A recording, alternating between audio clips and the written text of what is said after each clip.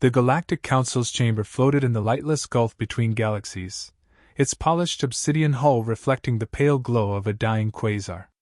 Inside, the mood was colder than the void outside. High Chancellor Enero, crystalline and translucent, turned to the gathered delegates. His voice chimed like fractured glass. The humans remained silent, as they have for a century. Let them remain so. A rustle of discomfort passed through the assembly. 16 species, each more ancient than the next. None challenged Enero's words, but none looked comfortable with them either. Their silence, came the growl of the Vortari emissary, is awaiting breath. A coiled spring. They are unpredictable, muttered another. They defeated the Creel in 3 days without stepping foot on Creel's soil. They destabilized a binary war front with a software virus, said a third. And then apologized. A hush followed. Enero raised a slender limb. All the more reason to leave them in peace. Let sleeping giants lie. The hologram of King Varkalon XIII flickered into life at the center of the chamber, towering in arrogance. They are not giants. They are vermin with toys. His slit-pupilled eyes scanned the assembly with contempt. You fear them because you do not understand them. I do not fear what I intend to conquer. The hologram vanished before protests could begin. New Geneva, Earth, United Terran Assembly Territory. Commander Alara Miles adjusted her coat as she stepped out onto the terrace, frost crunching under her boots. Below her, the city glittered with quiet dignity. Transglass towers reflected morning light, automated drones hummed overhead, and distant orbital lanes traced glowing threads across the sky. But her eyes weren't on the view. A holographic interface floated in front of her, casting blue light on her angular features. You're watching him again, said a voice behind her. She didn't turn. He moved another carrier-class warship past Ganymede this morning. Colonel Desai approached, hands buried in the pockets of his coat. The council will step in. They have to. Alara snorted. They'll deliberate. They'll debate. And then they'll hope Earth does nothing. She swiped the projection, bringing up a new set of images, satellite data, Zarkith formations, thermal scans. Desai hesitated. You're not in command anymore. I know, she said. That's why this is worse.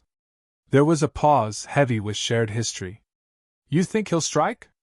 No. Alara's voice hardened. I think he'll prod.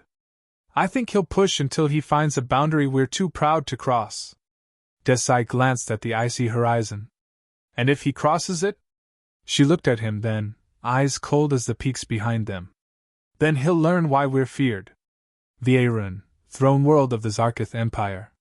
The Imperial Hall shimmered with violet glass and coiling biometal veins. King Varkalon XIII sat upon a living throne, its tendrils gently pulsing around his limbs. Before him, High Seer Vola bowed, draped in relic silk and carrying a scroll etched in blood ink. The prophecies still speak, my king. They warn of Earth. Of the ones who dream in code. Varkalon rose slowly. He was tall for a Zarkith, his armor embedded into his flesh, ceremonial jewels glinting with inner fire. Prophecies are the tools of cowards, he said. I deal in facts. And in facts, humans are unaligned, isolated, and vastly outnumbered. They are not as they appear, the seer insisted. Even the council fears them. Then I shall show the council that fear is weakness. He turned to his generals. Prepare the fleet. I want Mars orbit under our shadow within the week. If Earth wishes to remain silent, we shall teach them the cost of their silence. Earth, Orbital Defense Network briefing room. Back in orbit, the United Terran Assembly was bracing for the inevitable. Technicians lined up across a glass console, faces lit with the glow of tactical data. A red hologram of Mars pulsed at the center. Around it, a Zarkith scout ship, unmistakable. He crossed into our zone, said the technician. Left a sensor node before exiting. No transmission? Asked the officer in charge. Encrypted. We haven't cracked it. Alara, standing quietly at the rear, stepped forward. It's a proximity disruptor. Small enough to hide in debris fields. Designed to interfere with our satellites when the time comes. The room fell silent. One general asked, "Do we engage?" "No," Elara replied. "Not unless we want to be the ones blamed." Another voice, more curious. "Then what do we do?" She smiled faintly. "We prepare. And we watch. Just as they're watching us." Zarkith Fleet Command, in transit. Aboard the Zarkith Command ship Obsidian Claw, Admiral Calix reviewed Earth's data networks. "Primitive," he sneered. "Their satellites are scattered. Their orbital patterns chaotic."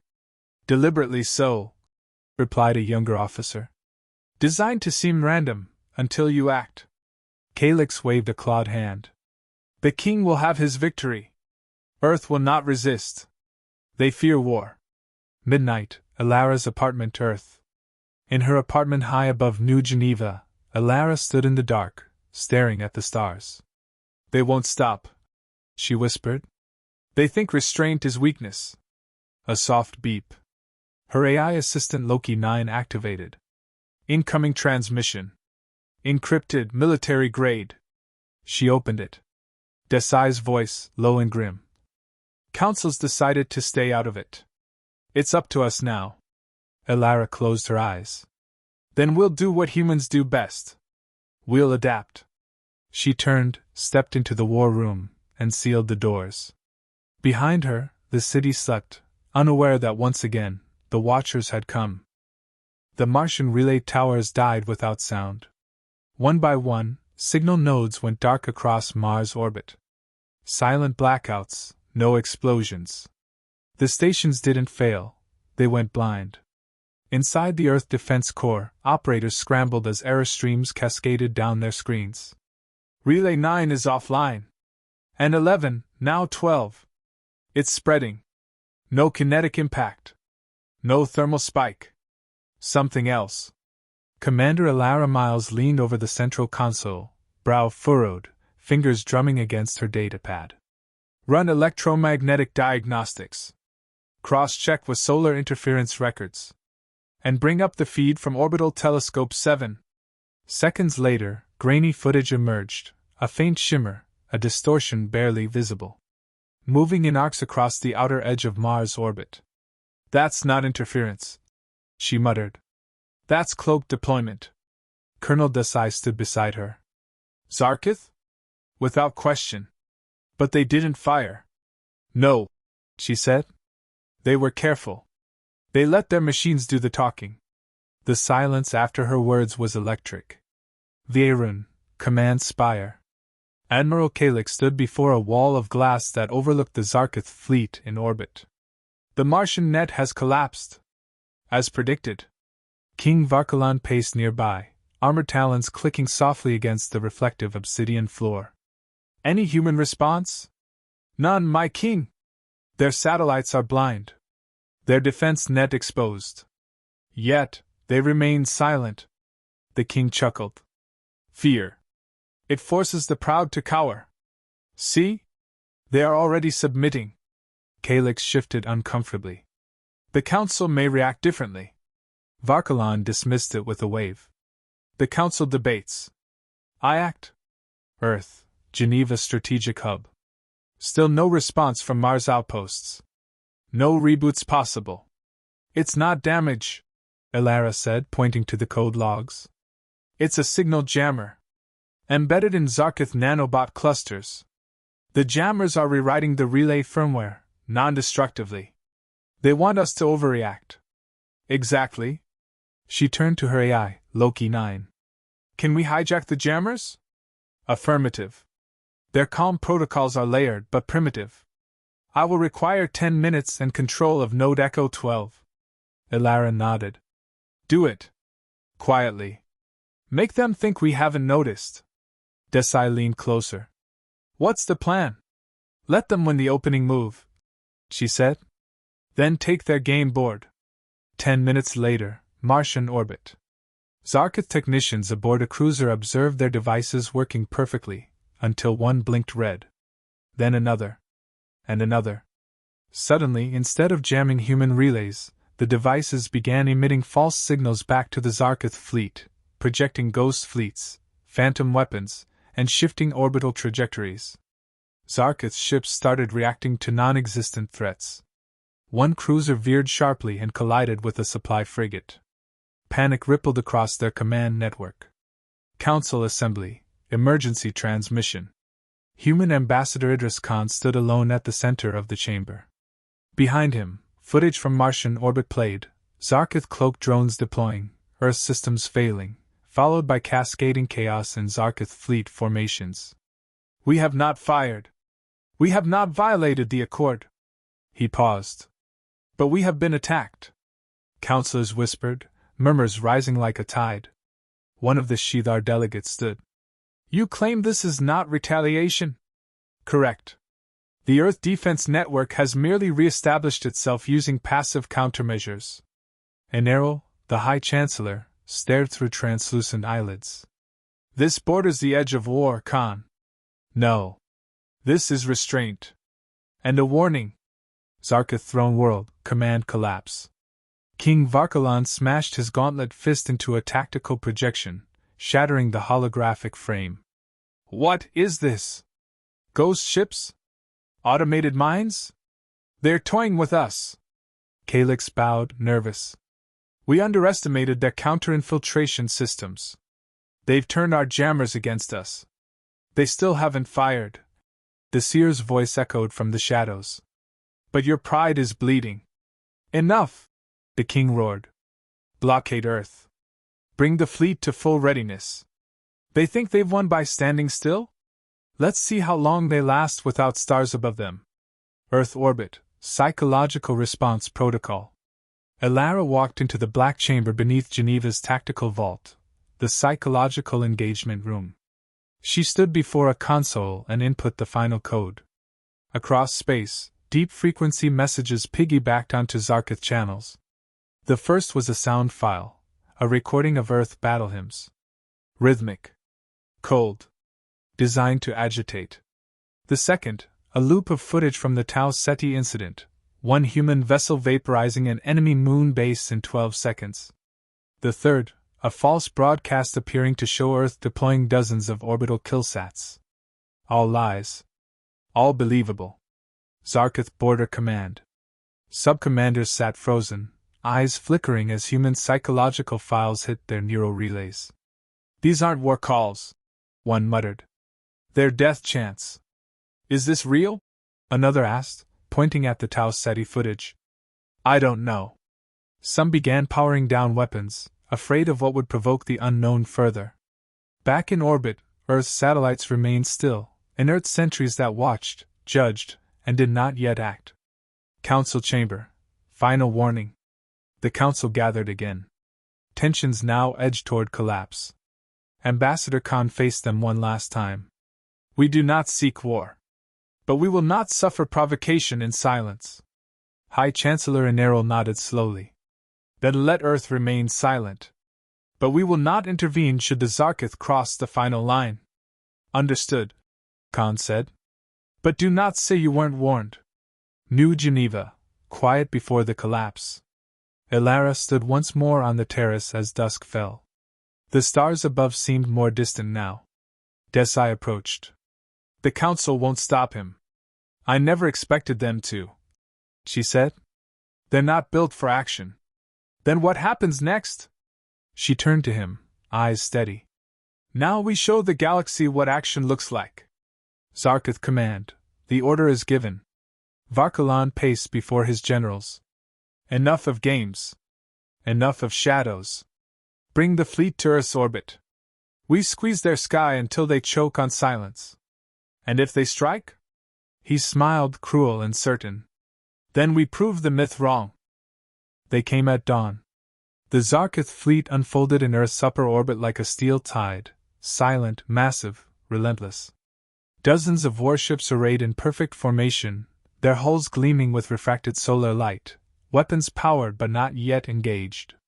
Commander Elara Miles watched the fleet from the defense chamber buried beneath Geneva. Her hands rested on the cold metal table. Around her, officers exchanged glances, waiting. "Orbital nets still holding," Desai reported. They haven't fired. They won't, Elara said. Not yet. They want us to fire first. She pointed to the live feed. But those aren't ships. They're siege formations. They're not here to watch. They're here to suffocate. The room held its breath as one blinking icon changed color. Atmospheric breach. Multiple entries, fast drops. A tech officer's voice broke the tension. Confirmed. Invasion pods descending towards South Asia and the Eastern Pacific. Total of 16. Silence cracked like glass. That's it, Elara said calmly. Treaties void. Vierun flagship, Obsidian Claw. King Varkalan stood at the prow of his command vessel, gazing down at Earth through a transparent viewport. The planet rotated slowly beneath him, unaware of its doom. Finally, he muttered.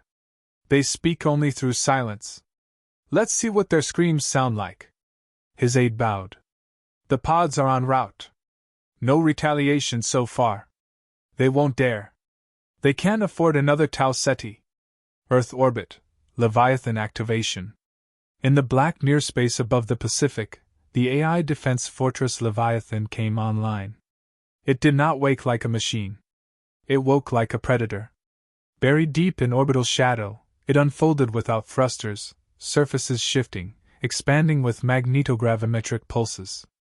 A glimmering silhouette larger than any battleship, shaped not for elegance but for reactionless destruction. Loki 9's voice echoed across the Geneva command chamber. Target validation complete. Zarkith objects have entered upper atmosphere. Defense treaty nullified. Leviathan authority unlocked. Proceed, Elara said. No ceremony. No countdown. Leviathan struck. Obsidian Claw, warning alarms. Without warning, a Zarkith cruiser on the outer flank detonated. No external projectile, no energy trace. Just collapsed. On another screen, 3 invasion pods spiraled off course, caught in a gravity flux and crushed into debris fields. We're under attack! Shouted a Zarkith officer. From where? Demanded Varkalan. There was no visible source. No muzzle flashes. Just ships dying, blinking out like lights underwater. A communications officer stumbled back from his console. We've lost control of Formation Beta. Weapons firing on us. Geneva, Operation Backlash. The room vibrated slightly from subterranean reactor activation. 17 buried orbital uplinks powered to life, feeding encrypted commands to the Leviathan and auxiliary AIs. Earth's retaliation wasn't through missiles. It was through control. Hijack Zarkith navigational grid, Elara ordered. Loop their target designators. Show them enemies where none exist. Confirmed. Generating false positive swarm signatures on all fleet ships. Each Zarkith vessel now reads its neighbor as a threat. Redirect their own heat seekers, she added. They want war. Give them one, with themselves. One by one, the enemy fleet tore itself apart. Vierun, collapse. Varkalan stood motionless as another battleship's icon vanished from the map. His command bridge flickered, internal comms jammed, targeting systems corrupted, defense AI gone blind. This isn't warfare, he whispered. This is retribution. His chief weapons officer turned. Orders, my king? He didn't respond. Outside, the Leviathan's hull finally revealed itself, drifting into visibility like a god rising from mist. Its angular body refracted light unnaturally, designed to never look the same twice. As Varkalan stared at it, the fortress turned, not aiming, but acknowledging. Then, the king understood. They didn't need to fire first. They only needed to let us begin. Planetary broadcast, Earth response. Across all Council-aligned worlds, the following transmission played. To the Galactic Council. Earth was invaded. The treaty is void. We have responded with appropriate countermeasures. We remain willing to re-establish peace. Elara's voice was calm, measured, final. But let this be clear. Earth does not strike first. We do not roar. We do not taunt. We endure. Until someone believes silence means surrender. Vierun orbit, final minutes. Zarka survivors limped through debris fields. The obsidian claw was burning from within, internal systems sabotaged by infected software loops seeded during their own nanobot deployment days earlier. Varkalon climbed into his personal escape pod, robes scorched, fury drained. Cowards! He hissed. They hid behind rules. Then the pod's AI spoke, in English. You were warned. The pod ejected. Behind it, what remained of the Zarkith fleet was gone. Council Assembly, 1 week later. The chamber sat in silence as data streamed in. War logs. Battlefield forensics. No human ships had fired a single projectile. No Earth-based weapon had left orbit. Yet the Zarkith fleet was destroyed. Total losses, 93%. The Vortari delegate broke the silence. It was not an attack. It was a demonstration. Eneral nodded slowly. They remained within the law. And rewrote the meaning of power. Should we invite them to the council at last? Someone asked. The question hung unanswered. Earth, a quiet shoreline evening. Elara sat alone on a bench overlooking the sea, boots off, datapad off, wind in her hair. Desai arrived without a word and sat beside her. It's over, he said. She nodded. For now. Council may call. Offer you a seat. Let them, she replied. We'll listen. Maybe. A long pause. Then she spoke again. We didn't win with fire. We won with memory. We remembered who we were, and they forgot who we could be. Desai said nothing. The waves rolled in. The stars blinked above. Elara watched the sky not with fear, but with silence.